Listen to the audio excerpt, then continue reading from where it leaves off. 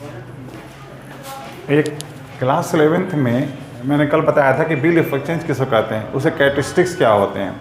आज हम उससे संबंधित कुछ न्यूमेरिकल क्वेश्चंस आपको बताने जा रहे हैं। अब न्यूमेरिकल क्वेश्चंस में हम लोग देखिए, यहाँ पे मैंने क्वेश्चन लिख दिया है कि Ramesh sold goods to Suresh. अब रमेश ने किसको माल बेचा? सुरेश को। तो रमेश यहाँ पे कौन है? बेचने वाला है, विक्रेता है, और सुरेश क्रेता है। ₹25,000 ऑन क्रेडिट, उधार माल बेचा है यहाँ पे। Suresh gave a 2 months acceptance for his amount to Ramesh. अब सुरेश ने क्या किया यहाँ पर कि देखिए रमेश को एक एक्सेप्टेंस दिया है 2 महीने का। This bill was met on due date, और ये बिल जो है 2 महीने के बाद अपने ड्यू डेट पर मैच्योर्ड हो गया, ना पेमेंट हो गया। तो इसमें कोई डिसऑनर का केस नहीं है, बहुत सिंपल क्वेश्चन मैंने आज फर्स्ट वीडियो तैयार किया है आपके लिए कि आप किस तरीके से एंट्री करेंगे। अब देखिए फर्स्ट यहाँ पे आप दोनों के, अब क्वेश्चन क्या मतलब पास जर्नल एंट्री मांगा है इन the books of Ramesh and Suresh. तो आपको सबसे पहले समझना पड़ेगा कि इसमें ड्रावर कौन है, ड्रावी कौन है। ड्रावर कौन होता है मैंने बताया, जिसको अमाउंट रिसीव करना होता है, जो बिल लिखता है। और एक्सेप्टर कौन होता है, जो उस बिल के ऊपर अपना एक्सेप्टेंस देता है, जिसको अमाउंट पेड करना होता है। तो देखिए रमेश ने माल बेचा है, तो रमेश यहाँ पे क्या होगा? ड्रावर होगा।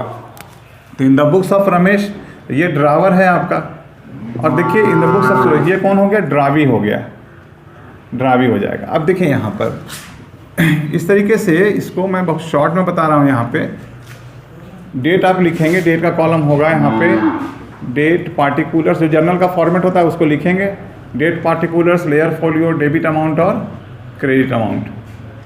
अब देखिए पहला इसने माल बेचा है, किसको बेचा? रमेश ने सुरेश को। तो रमेश अपने बुक्स में क्या लिखेगा?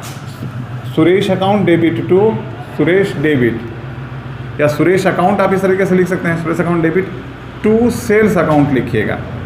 टू सेल्स अकाउंट कितने रुपए का? तो 25,000 का। और यहाँ नरेशन आपको लिखना पड़ेगा कि goods sold to Suresh on credit ₹25,000। यहाँ पे जगह कम है इसलिए मैं नरेशन पूरा नहीं लिख रहा हूँ यहाँ पे। तो सबसे पहले रमेश अपने बुक्स में माल बेचने का एंट्री करेगा। माल बेचने का एंट्री हो गया। सेकंड क्या हुआ? इसको एक्सेप्टेंस रिसीव हो रहा है, लिख करके दिया होगा, उसके ऊपर सुरेश ने क्या हुआ? अपना साइन करके इसको वापस कर दिया।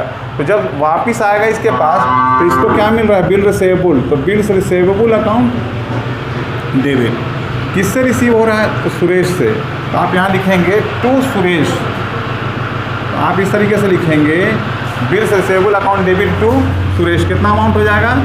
25,000, 25,000 रुपये का एक्सेप्टेंस मिला। यहाँ पे क्या लिखा जाएगा? बीइंग एक्सेप्टेंस रिसीव लीजिएगा, बिल रिसीव नहीं। यहाँ पे आप लिखेंगे being acceptance received, acceptance received. अब पूरा डिटेल लिखिएगा यहाँ पर, received from Suresh ₹25,000 of 2 months। आप इस तरह से लिखेंगे। अब यहाँ पर देखिए थर्ड केस में क्या हो जाएगा? अब चूंकि इसमें कोई और नहीं है, एंडोर्समेंट नहीं है ड्यू डेट पर। अब देखिए इसमें डेट मेंशन नहीं था, डेट रहता तो डेट भी लिखना पड़ता है हम लोग को। डेट नहीं है तो नंबरिंग करके लिखेंगे। अब ड्यू डेट पर क्या होगा? अमाउंट रिसीव हो जाएगा इसको। तो अमाउंट रिसीव होगा तो कैश अकाउंट लिखिए, इसको पैसा आएगा तो कैश अकाउंट डेबिट लिख सकते हैं। और टू, अब इसके पास से क्या जा रहा है? बिल रिसीवेबल चला जाएगा, तो टू बिल रिसीवेबल अकाउंट। तो यहाँ पे लास्ट में एंट्री करेंगे cash account debit to bill receivable account. तो 3 entry in the books of Ramesh होगा। पहले माल बेचने का, एक्सेप्टेंस रिसीव होने का, और लास्ट में चूंकि बिल का अमाउंट मिल गया है इसी को, इसने अपने ही पास रखा था, तो यहाँ पे पे भी यही हुआ। तो cash account debit to bill receivable account. आप यहाँ पे लिखिएगा being amount received of bill on the due date. इस तरीके से फिर यहाँ पे अमाउंट भी डाल दीजिएंगे, देंगे तो 25,000 यहाँ पे आपका हो जाएगा। ये आप इसको टोटल कर दिएगा, 75,000 यहाँ पे हो जाएगा। यहाँ पे 75,000 कर दीजिएगा, देंगे। इस तरह से एक के बुक्स में अभी कंप्लीट हुआ। अब दोनों के बुक्स में बनाना है। इस क्वेश्चन में मांगा है कि दोनों के बुक्स में बनाना है आपको। अब सुरेश के बुक्स में भी समझ लीजिए क्वेश्चन को। सुरेश फर्स्ट एंट्री क्या करेगा? बाकी डेट पार्टिकुलर्स आप लिखेंगे जैसे भी लिखते हैं।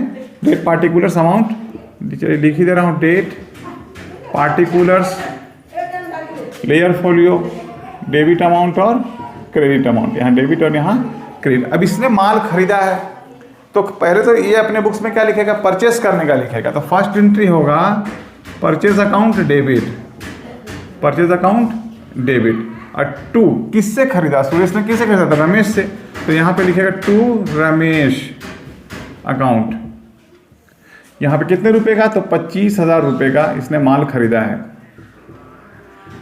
तो अब ये एंट्री होगा, आप इसमें जो है डिटेल लिखिएगा, जनरल नरेशन लिखिएगा कि being goods purchased from Ramesh on credit. अब सेकंड क्या होगा इसका, इसने एक्सेप्टेंस दिया किसको, रमेश को, तो रमेश को डेबिट करेंगे हम, प्राप्तकर्ता को डेबिट, तो रमेश अकाउंट यहाँ पे लिखेंगे डेबिट टू, यहाँ लिखेंगे बिल्स पेएबल अकाउंट, ध्यान रखिएगा, टू बिल्स पेएबल अकाउंट, इसको पेमेंट करना तो पेएबल हो जाएगा, इसके लिए कितने रुपए, 25,000 रुपये का।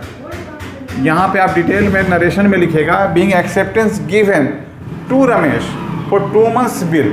अब एक्सेप्टेंस दे दिया और 2 महीने के बाद जब डेट ऑफ मैच्योरिटी पहुंचेगा, 2 महीना प्लस 3 दिन आपको बताए थे, अगर डेट मेंशन होता तो हम लोग उस तरीके से निकालते, इसमें 2 महीना बाद जोड़ते और 3 दिन और जोड़ करके यहाँ पे उस डेट को मेंशन करते और उसके बाद लिखते पेमेंट कर रहे हैं। अब यहाँ पेमेंट हुआ तो क्या होगा, कैश क्रेडिट हो जाएगा, जा रहा है। अब बिल्स पेएबल इसके पास आ रहा है एक तरह से, तो यहाँ पे आप एंट्री करेंगे bills payable account debit to cash account, यहाँ पे अमाउंट भर दीजिएगा 25,000, नरेशन में लिख दीजिएगा being amount paid on the maturity of bill to Ramesh.